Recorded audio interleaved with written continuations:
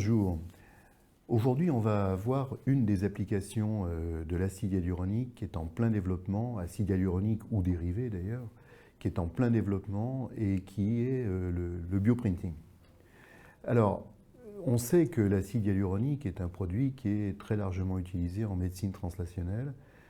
C'est vrai pour la viscosupplémentation en rhumatologie, c'est vrai également pour l'augmentation tissulaire dans le domaine des dermal fillers. Et puis, c'est vrai aussi en ophtalmologie, à la fois sur des produits topiques et des produits injectés dans l'œil. Il y a néanmoins beaucoup d'autres applications qui aujourd'hui ne sont pas encore en complet développement et qui constituent effectivement des axes importants de développement du produit, qui sont les systèmes de délivrance transdermique, ou transépithéliaux, c'est-à-dire capables de délivrer des produits à travers les épithéliums, la peau bien sûr, mais aussi le poumon, l'intestin. L'autre développement possible, c'est celui de la thérapie cellulaire, c'est-à-dire que les cellules vont être administrées en même temps que le biomatériau pour traiter.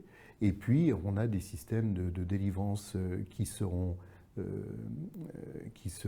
directement déposés au niveau des organes, de façon à pouvoir traiter cet organe, par exemple un organe qui présente une pathologie de type cancer. Et donc c'est tout le développement de la thérapie du cancer que l'on peut considérer.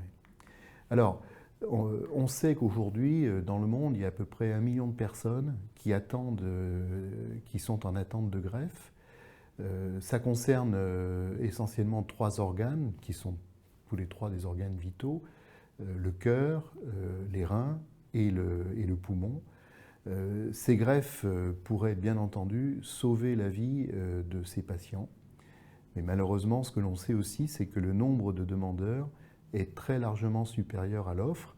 Par exemple, en France, c'est un chiffre de 2019, il y a à peu près 6 000 greffes qui ont été réalisées pour 26 000 demandes, donc plus de 4 fois le nombre de greffes réalisées et la souffrance qui en résulte, voire éventuellement les décès qui sont induits par ce déficit de greffes, est évidemment quelque chose qui est insupportable pour les malades.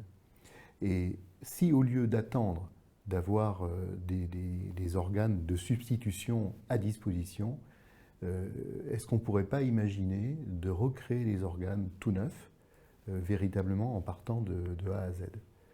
Et c'est ce que l'on va faire avec la technique du bioprinting ou de la bioimpression. Alors comment ça marche? En fait, le bioprinting, c'est l'équivalent biologique de l'impression 3D. C'est donc une technique d'impression qui associe, qui superpose en fait des couches de biomatériaux les unes sur les autres et qui permet ainsi de créer des objets couche après couche. On parle de biofabrication additive, c'est-à-dire qu'on rajoute de la matière pour créer l'objet final, à la différence de toutes les manières, on va dire, traditionnelles de fabrication des objets où en général on enlève de la matière ou on assemble de la matière. Là, on va véritablement rajouter couche après couche de la matière pour pouvoir créer l'organe final. C'est donc cette technique de bioimpression utilise ce que l'on appelle une bioencre. Et une bioencre est composée de 2 éléments, le biomatériau, donc en l'occurrence l'acide hyaluronique ou un de ses dérivés, et puis des cellules vivantes qui vont être disposées pour former l'objet final obtenu par bioimpression et qui sera donc un nouvel organe. Les techniques qui sont utilisées pour réaliser ces bioimpressions sont des techniques de jet d'encre, des techniques d'extrusion, c'est d'ailleurs celle qui est la plus utilisée, la technique d'extrusion, et puis les techniques également d'impression par laser, chacune de ces techniques ayant ses avantages et ses inconvénients, la résolution étant beaucoup plus importante avec l'impression laser. On peut de cette façon-là obtenir des fils qui vont de l'épaisseur de quelques millimètres jusqu'à quelques nanomètres dans le cas de l'impression laser. Alors, ces techniques d'impression permettent d'obtenir, comme je le disais, des fils, finalement, de biomatériaux, dont l'épaisseur, en règle générale, est entre 400 microns et 1 millimètre, et qui forment donc un filament continu qui est à peu près de l'épaisseur d'un ongle humain. Alors aujourd'hui, on ne sait pas encore fabriquer véritablement des organes complexes. Ce que l'on est capable de faire, néanmoins, et ça devient presque de la routine, ce sont des objets relativement simples. Et je vais vous prendre l'exemple du ménisque. Imaginons que l'on veuille imprimer un ménisque pour remplacer un ménisque défaillant suite à un trauma ou suite à une maladie qui affecte l'objet. Le ménisque, c'est une structure qui est fibrocartilagineuse, qui évite en fait aux deux os de frotter l'un contre l'autre au niveau de l'articulation du genou. Et c'est une structure qui est composée de cellules qui sont appelées des chondrocytes. Et ce sont des cellules qui synthétisent en fait le cartilage. Et évidemment, il en faut une très grande quantité dans la bioencre pour que le produit puisse s'intégrer au niveau du corps humain.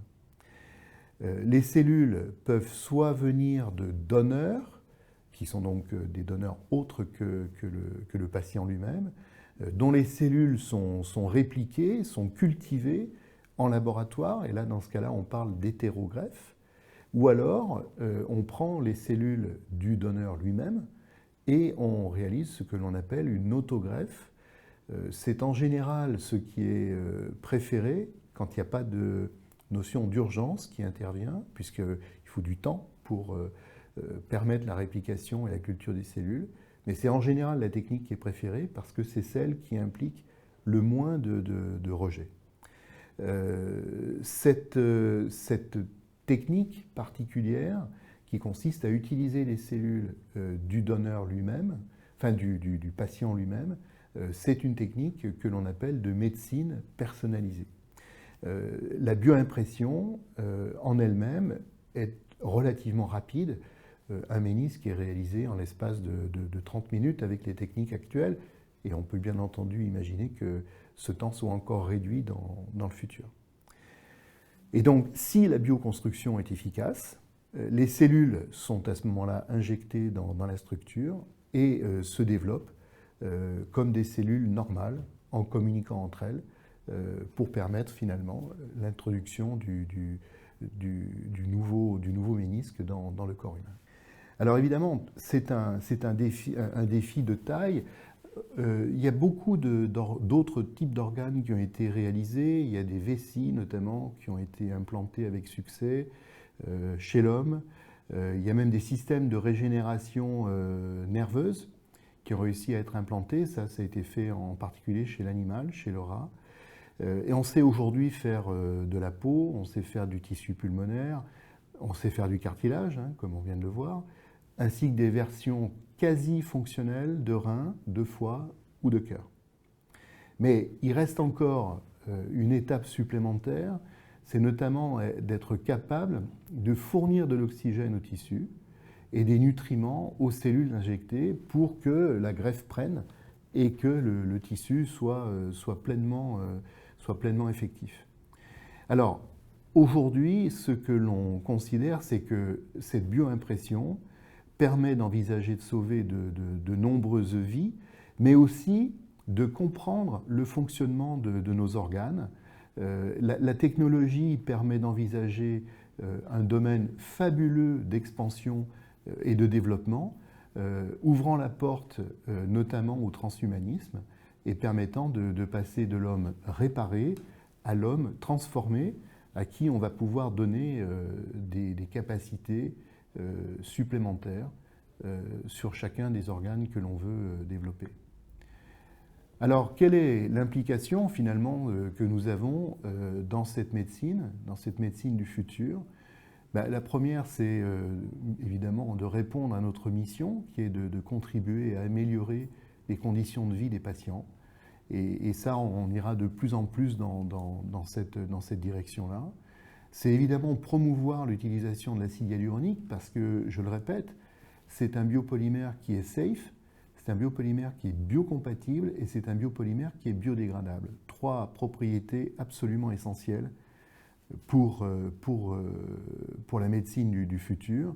Et enfin, c'est de développer des collaborations avec des équipes de recherche privées ou publiques dans le domaine de la médecine régénérative pour contribuer au développement de cette médecine du futur. Je vous remercie.